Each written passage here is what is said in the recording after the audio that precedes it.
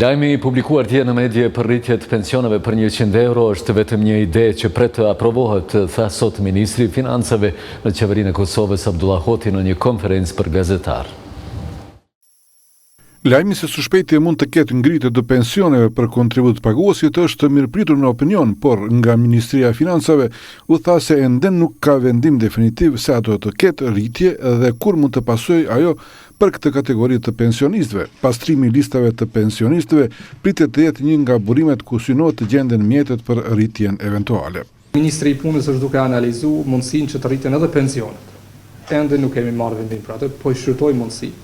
Ministri i Punës, Zoti Abrashi, ka bërë një punë të jashtëzakonshme në disiplinimin e skemave, në kontrollin strikt të gjitha skemave, edhe të asistencës sociale edhe të pensione, por të siguruar që ata që marrin asistencë sociale edhe pensione të ndryshme janë persona që vërtet meritojnë të edhe plotësojnë kushtet të marrin ato. Tek pensionet, për shembull, ne kemi vërejtë që ka mjaft hapësirë se ka plot pensionistë që marrin pension prej Zvicrës ose prej Gjermanisë ose prej vendeve tjera që janë 20 fish më të lartë se sa pensionin që marrin në Kosovë, ndërkohë e gëzojnë edhe pensionin e moshës në Kosovë. Marrëveshje me këto vende, besoj që do gjendet mirë kuptimi që të rregullohen listat për këta pensionistë dhe normalisht atë buxhet që ne kemi ndarë për këto kategoritë të pensionistëve, atë buxhet prapë do ketë Ministri i Punës dhe nëse ai mrin të bëj kursime të rregulloj këto skema, do ketë mundësi që me të njëjtin buxhet ne të rrisim pensionet për kategoritë të ndryshme. Ministri Hoti nga ana tjetër tha se qeveria ka kaluar ligjin e ri për prokurorimin publik, me çka pritet që buxheti të sjellë 12% të kursime apo 80 milion euro brenda vitit. Gjatë kësaj jave ne kemi kaluar në qeveri ligjin e prokurimit që është ndryshim fundamental me procedurat ekzistuese në ligjin që është në fuqi dhe që do jetë në fakt është reforma më e madhe që ndodh në prokurim prej pas luftës së Këndej.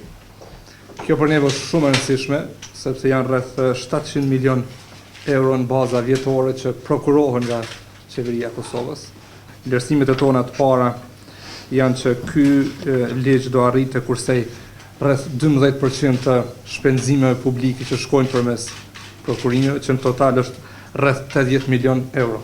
Për shkak të rritjes së transparencës edhe konkurrencës në procedurat tenderuese. Nga ana tjetër, Ministri Hoti tha se blokada aktuale e kuvendit mund të ndikojë edhe në procedurat e miratimit të disa marrëveshjeve ndërkombëtare në fushën e financave, si dhe respektimin e afatit për miratimin e buxhetit të Kosovës për vitin 2016. Po tash sa i përket blokatës në kuvend, kjo nëse vazhdon kështu vërtet do na krijojë probleme, sepse janë plot ligje vetëm për Ministrisë Financave janë një 4 marrëveshje financiare ndërkombëtare që kemi nënshkruar dhe që presim për ratifikim në kuvend me 2/3 e votave. Nëse kjo vazhdon, do vonohemi në implementimin e plot projekteve të rëndësishme. Ne kemi dorëzuar në kuvend ligjin për financat publike. Pjesa e atij ligji është klauzola e investimeve. Në bazë të marrëveshjes që kemi me Fondin Monetar Ndërkombëtar për të hyrë në projekte të mëdha kapitale për 3 vitet e ardhshme. Pa u ndryshuar ligji i financave publike, ne nuk kemi mundësi të dorëzojmë në kuvend buxhetin e vitit 2016 me projekte të mëdha kapitale përtej rregullës së deficitit buxhetor. Ndërkaq lidhur me koston e zbatimit të marrëveshjes për stabilizim asociim, Ministri Hoti tha se ushtimi të hyrave prej 7.8% jep kurajon se ky trend do të vazhdojë edhe në vitin që vjen, me çka edhe do të sigurohen mjetet e nevojshme për të mbuluar shpenzimet për zbatimin e kësaj marrëveshjeje.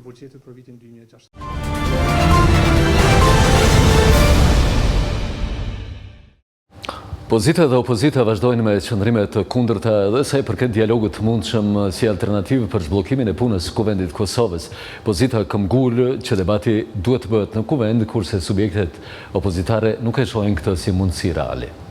Kundërthënjet e parishtura të pozitës dhe opozitës rreth çështjeve të caktuara ka bërë që tash sa kohë të mos ulen tensionet e shfaqura në parlament. Mundësinë e një dialogu ndërmjet 5 liderëve politik nuk e pranon opozita, pas siç thon shqyrtim të marrëveshjeve të fundit me Serbinë dhe atë për demarkacionin me Malin e Zi, ndërkohë që pozita e sheh si të nevojshëm këtë dialog.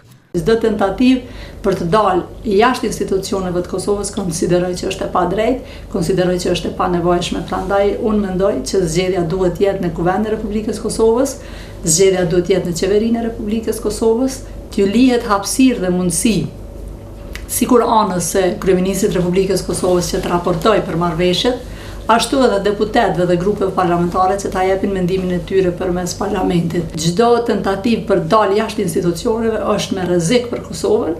Opozita ka ngul të mos bëj dialog pa u përfillur kërkesat që tashmë i kanë parashtruar.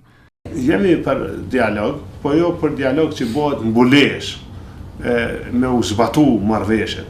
Pra ne të gjitha veprimet që i kemi ndërmarr janë me pengu zbatimin e 2 marrëveshjeve të nënshkruara nga Kryeministri Mustafa, këtë rast e asociacionit komunave e demarkacion nga qeveria e tij, se demarkacioni ka nënshkruar se të thaqi.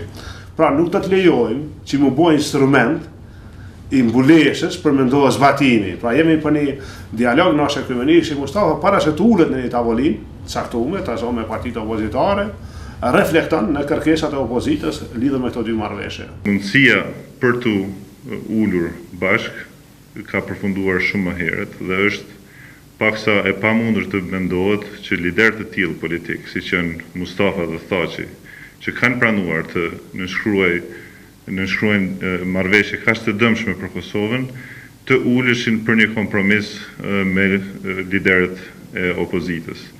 Natyrisht që do të ishte ideale kur nëse ekziston një mundësi e tillë, por besojmë që nëse e kuptojmë situatën në cilën gjendemi, marrëveshjet që janë nënshkruar, një mundësi e tillë nuk është reale.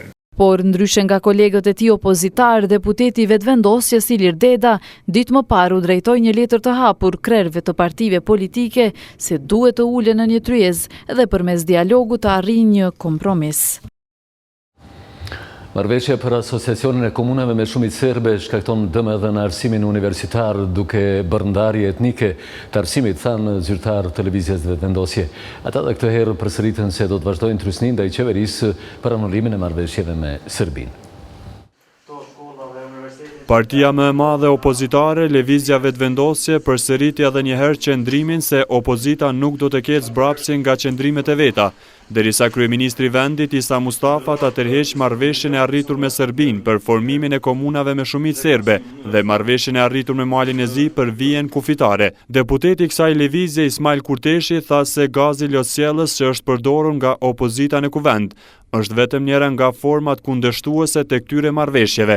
Unë mendoj që dëmin më të madh Kosovës i asjet zajednisa dhe pengimi i kësaj krijese shumë të dëmshme për Kosovën, natyrisht ndonjëherë që bën që të përdoren edhe metoda që ndoshta në rrethana tjera nuk do t'i përdornim, po jemi shumë të vendosur që të përdorim edhe metoda tjera për t'ja hequr qafe këtij shteti dhe gjeneratave që vinë një të keqe ashtë madhe, prandaj për mua këto metoda janë të arsyeshme dhe i përkrahit deri në fund.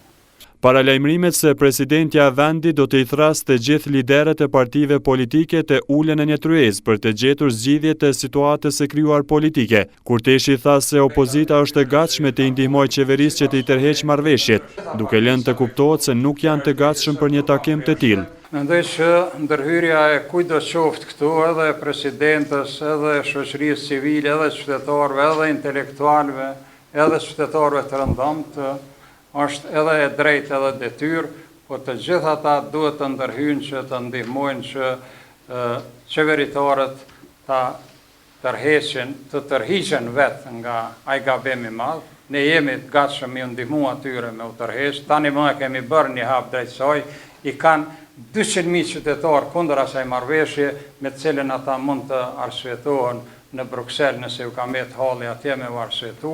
Sipas anëtarëve të vetëvendosjes, formimi i komunave me shumicë serbe do të ndikojë për të keq edhe në sistemin e arsimit, duke krijuar kështu sipas tyre 2 sisteme paralele në arsim.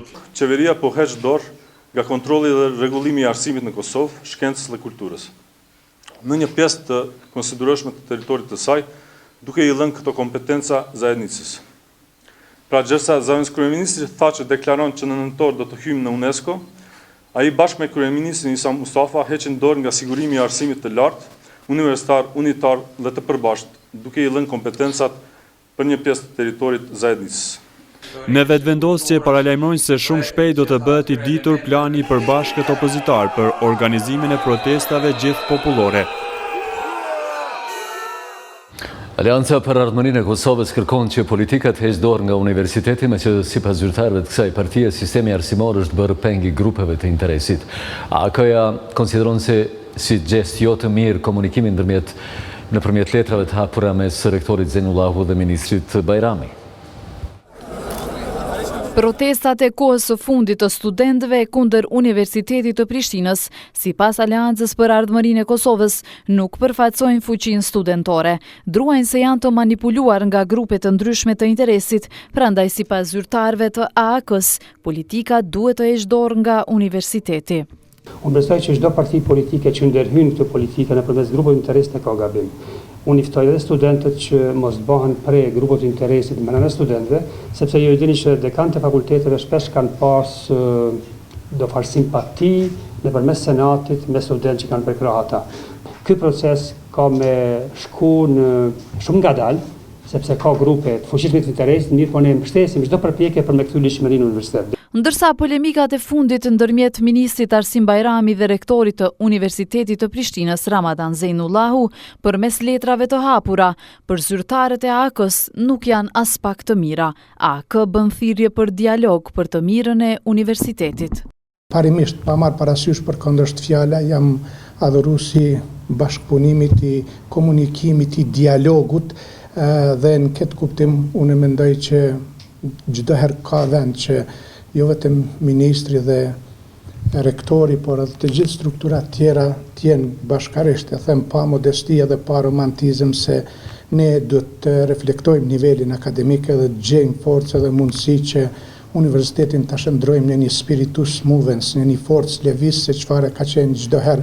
Është jashtëzakonisht gjest jo i mirë që rektori me ministrin komunikojnë me letra të hapura. Ne mbështesim ligjshmërinë në Universitetin e Prishtinës, kthimin e ligjshmërisë. Do thotë ne heqim dorë nga respektimi i ligjit për arsimin e lartë dhe statut të universitetit.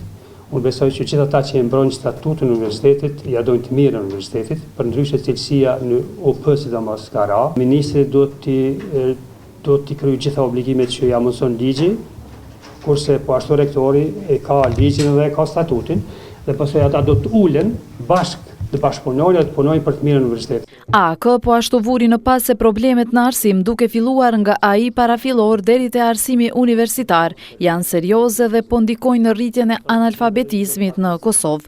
Për këtë arsye, kjo parti kërkon themelimin e forumit arsimor gjithëpërfshirës të institucioneve dhe organizatave të ndryshme vendore dhe ndërkombëtare për të garantuar një sistem arsimor efektiv.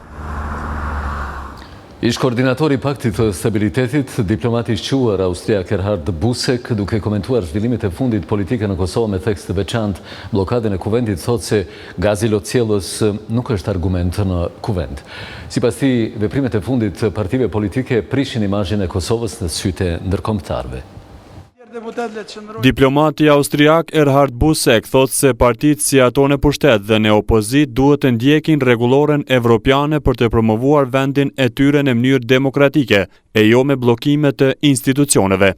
Mendoj që nuk duhet të bëhet presion vetëm mbi kryeministrin, sepse është një kanal i përgjegjësive i të gjithë politikanëve, qeverisë, shumicës në kuvend dhe opozitës. Të gjithë së bashku janë përgjegjës për mënyrën se si e përfaqësojnë vendin. Mendoj që duhet i përdorni të gjitha format e nevojshme për të ndjekur rregulloret evropiane dhe për të promovuar vendin tuaj, sepse nuk duhet harroni se sigurisht që ju e njihni Kosovën, por Kosova nuk është e njohur jashtë. Gazi lotësiellës nuk është argument në kuvend. Busek tha se bllokimi i institucioneve dhe protestat në rrugë nuk ndikojnë për të mirën e imazhit të Kosovës. Sipas tij, kjo ndikon edhe tek investitorët që dëshirojnë të vinë në Kosovë. Mendoj që është mesazh i gabuar i Republikës suaj, prap me probleme. Në situatën tuaj aktuale ju duhet të leni përshtypje se jeni vendi qëndrueshëm, që legjislacioni është funksional, që sistemi gjyqësor është funksional dhe kjo është e me rëndësi sepse askush nuk dëshiron të shkojë të investojë në një vend ku situata është e brisht. Diplomati austriak Erhard Busek kritikon edhe politikën qeverisëse aktuale, për të cilën thotë se nuk po krijon kushtet e favorshme për investitorët. Interesi i kompanive është gjithmonë për të bërë biznes dhe kjo është në natyrën e tyre, sepse ato nuk kanë çfarë të bëjnë tjetër. Mendoj që interesi i qeverisë Kosovës duhet jetë marrja e vendimeve në favor të investitorëve dhe të përmbushen kërkesat e tyre. Njëra ndërto është luftimi i korrupsionit. Buzek shtoi se ka disa arsye përpos korrupsionit që investitorët po ikin nga Kosova, duke theksuar se arsyeja nganjëherë është vendimarrja, situata ligjore dhe në përgjithësi sistemi që nuk funksionon.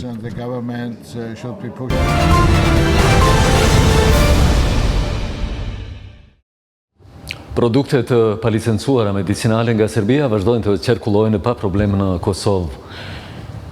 Importeve ilegale të medikamenteve po ndihmojnë edhe mjekët, të cilët në përshkrimin e barrave për pacient rekomandojnë ilaçet e prodhuesve ilegal serb. Produktet medicinale serbe të paautorizuara për import vazhdojnë të shiten në tregun kosovar. Importuesve ilegal po ndihmojnë edhe mjekët, pasi në përshkrimin e barrave për pacient rekomandojnë ilaçet e prodhimeve të palicencuara serbe. Këtë dëshmoi dhe receta të nënshkruara nga mjeku Refke Kabashi në Suarek, i cili nuk ka pranuar të flasë për këtë çështje. Medikamentet serbe të cilat nuk kanë autorizim për shitje në Kosovë e që importohen ilegalisht në vend janë të kompanisë Galenika. Për këtë problem është në dieni edhe Ministria e Shëndetësisë, përkatësisht Drejtoria e Inspektoratit dhe Doganat. Kryesisht gjatë inspektimeve ad hoc ose inspektimeve tjera me kërkesë, Inspektorati Farmaceutik takohet me produkte pa autorizim për tregun e Kosovës, që në një formë mund të themi produktet kontrabanduara. Këto produkte janë pa autorizim për tregun e Kosovës, do të thotë nuk kanë leje importi në tregun tonë, kështu që nuk janë të rruga e hyrjes në Kosovë nuk është e kontrolluar me një formë, so për këtë produkteve të Serbisë, mund të themi se ato produkte takohen pothuajse në gjitha subjektet ku takohen edhe produkte tjera pa autorizim. Adriatik Stavileci, zëdhënësi doganave, pranon se banat nga Serbia importohen ilegalisht. Brenda këtij viti kemi pas afër 20 raste ku kemi konfiskuar barna ose medikamente të prodhuesve nga Serbia. Nuk është vetëm Galenika një prej prodhuesve, por të janë disa prodhues. Problemi të barna nuk qëndron tek taksa doganore, nuk qëndron tek vlera e tyre, nuk qëndron tek pagesa taksa. Problemi është te mos aplikimi për licencë për import të barnave. Qarkullimi këtyre banave pa banderola brenda territorit të Kosovës ndikon drejt për drejt edhe në buxhetin e Kosovës, ndërkohë që edhe cilësia e tyre është dyshim pasi nuk bëhet kontrolli i tyre laboratorik. Të gjithë juve që në ndoqët ju falenderojmë për vëmendje, urojmë të kaloni një mbrëmjet këndshme me programet tona në vazhdim. Mirëmbëngjes.